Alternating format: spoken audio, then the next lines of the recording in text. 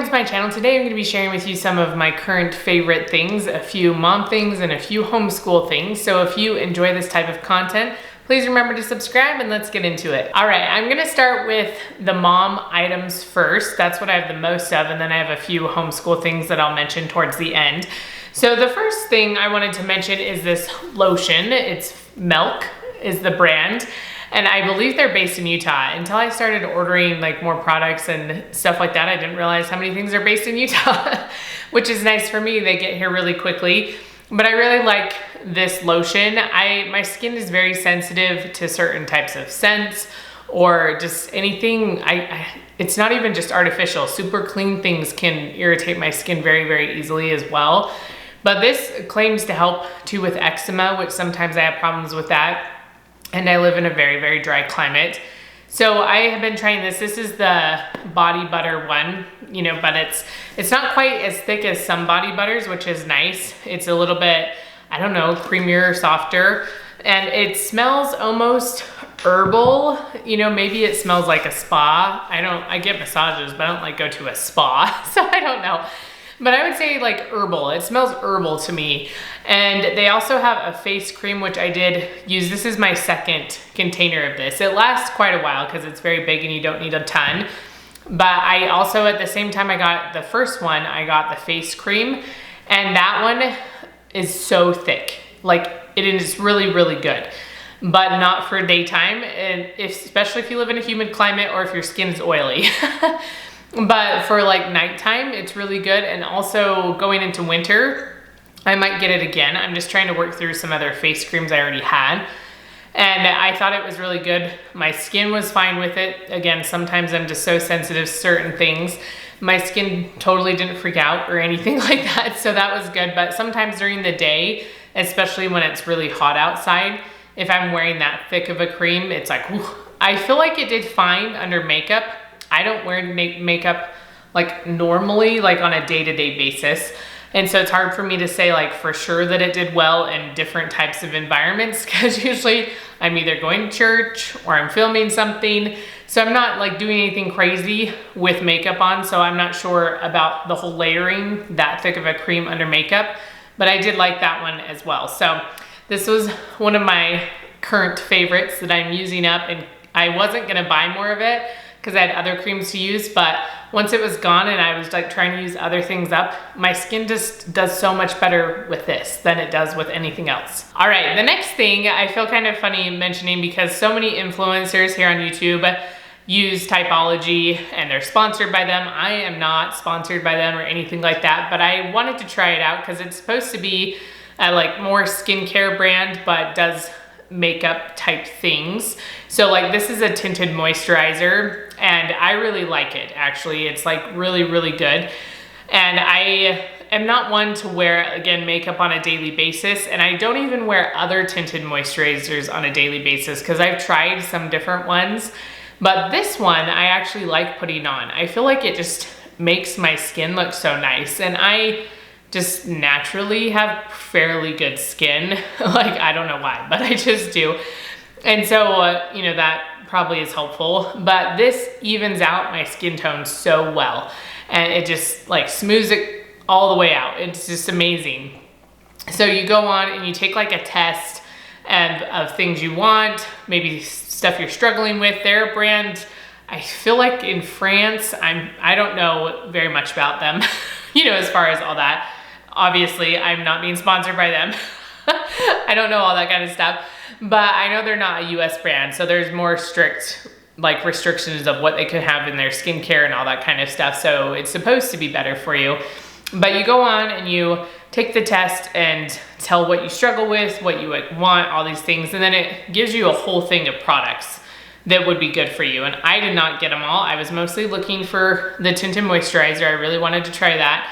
And I do layer this under just like a lighter foundation as well to give a little bit more coverage, but also just on days I'm filming or things like that and I'm putting on more makeup, that's what I like to do. So I will put this on like I did today, or I'll just wear it on a normal day just to kind of even out my skin and make me feel like, I'm kind of ready, but nothing crazy. And something else I got to try are the bronzing drops and the glow drops. And I wear the glow drops the most. Like I put these on like probably daily almost, except if I'm like going to get a massage, I won't, or if, you know, working out, like things like that, I won't put them on. I'll just put on normal moisturizer and stuff like that. But if I'm just gonna be kind of hanging around the house and doing homeschool, then I'll put the tinted moisturizer on and the glow drops, and it just adds a little bit of shine. I don't do the bronzer unless I'm putting on makeup, and especially, I'm just normally a white, like just very white. And because I just, like this part of my body sees the sun and my face, but that's about it. So everything else is very, very white. And so putting on bronzing drops, I have to be careful because then I just look really funny. If you can see all the other parts of my body, you know, it's like, whoa, your face is like way darker than your arms and stuff like that. So during the summer, I put these on more. And, you know, so if I have a little bit of tan, then I'll put them on more. And the nice part about them is they're not crazy strong.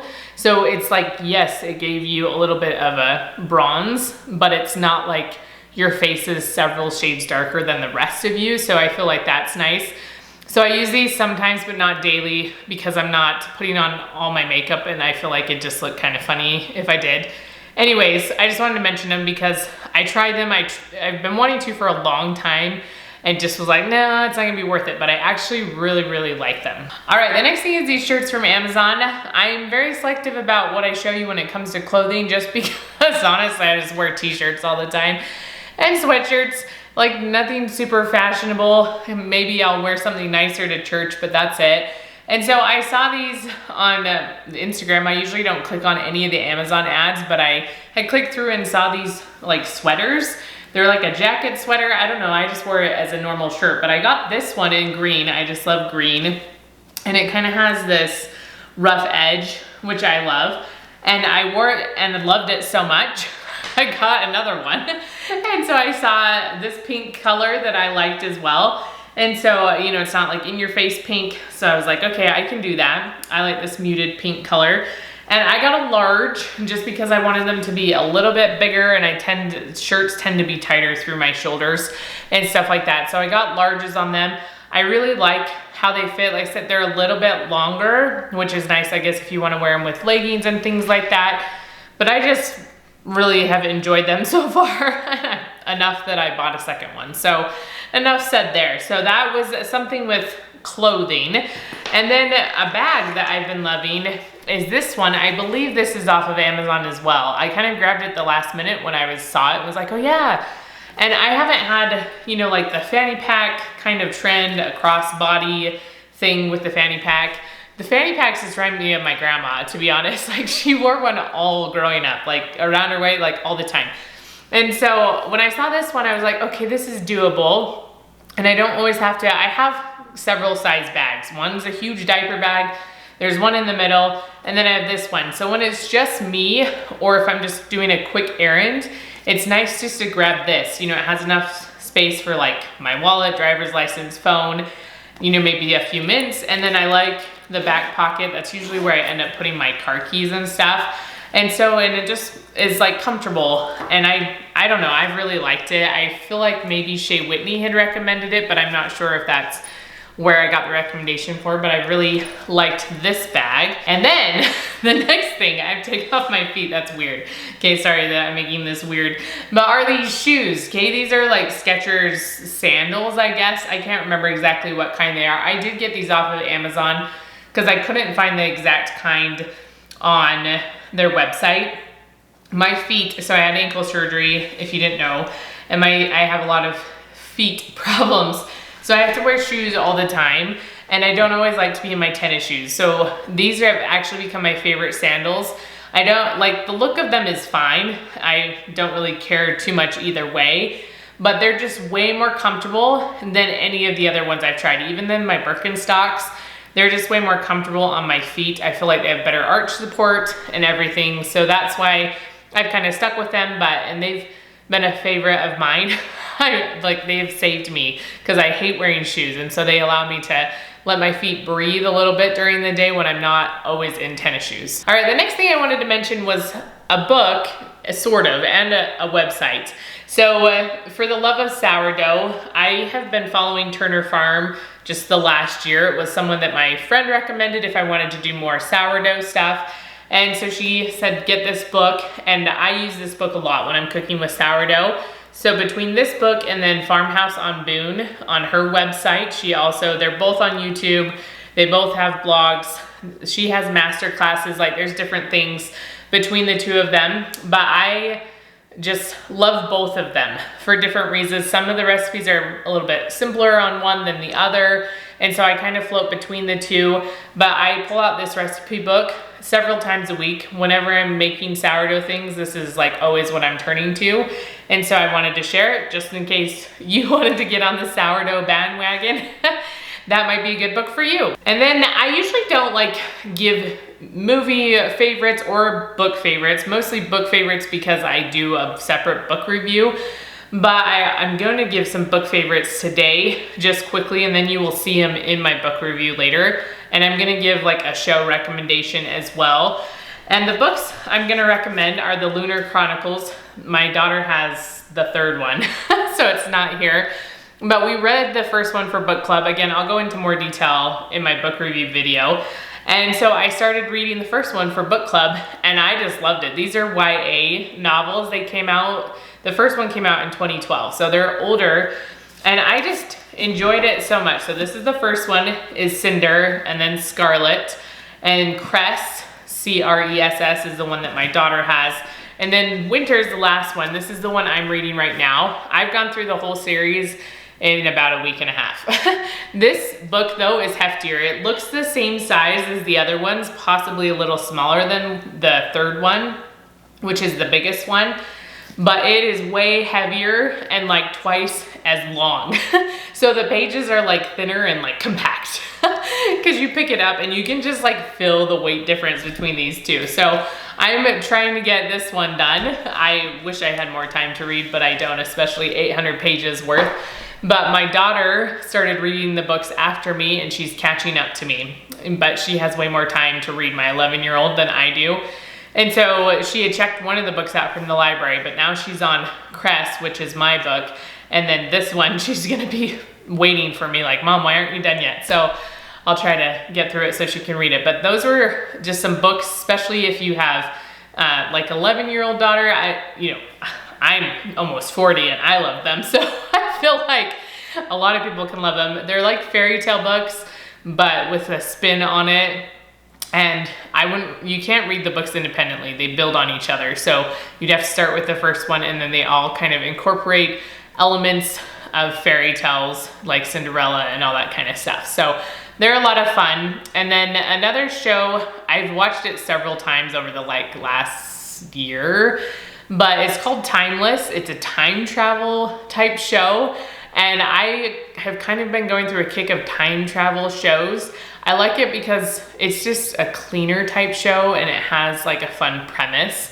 I'm not gonna go into it and explain it all to you, but you can look it up. It used to be on like Disney Plus, like on Hulu, but I don't think it is anymore. So I don't know if you can access it anywhere without actually buying it.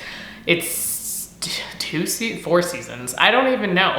2 seasons? I don't know. But it's a few seasons and I really enjoyed it. I tried to watch Continuum, which is also a time travel show, like where a police officer is sent back in time with criminals. And I enjoyed that one to an extent. It is more violent. So that was something that I feel like it got more violent or like gory as the seasons went on. There was 4 of them in that one. I watched that one more recently, so it's like more on my mind.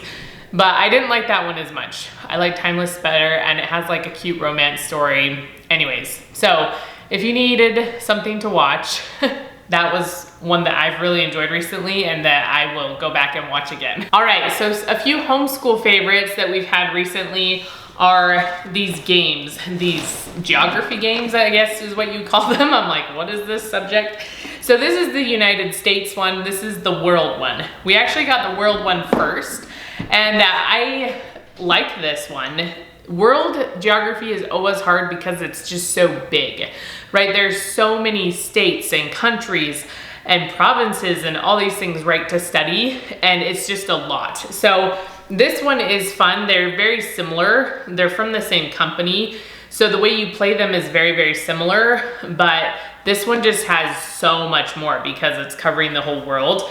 So we've played this one once or twice, and then I saw that they had a United States one, which we're actually doing US geography right now in homeschool. And so I grabbed this one, and my kids actually want to play it every week. They're like, we want to play it.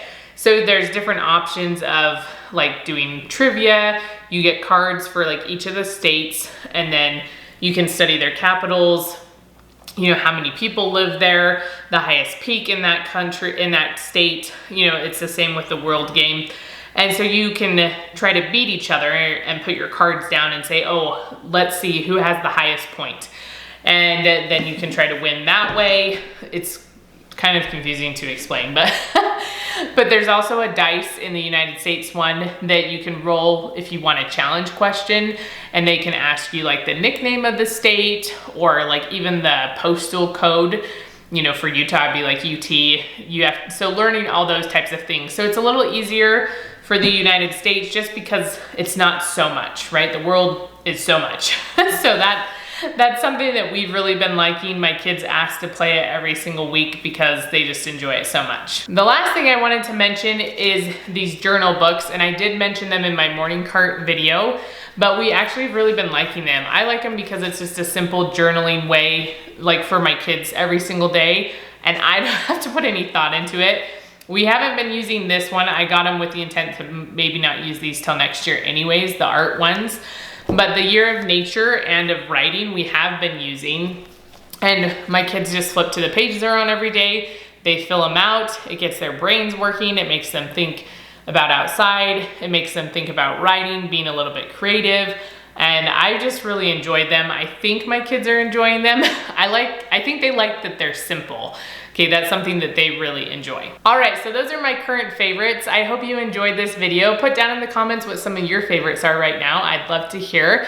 And remember to give this video a thumbs up, and I will see you next time.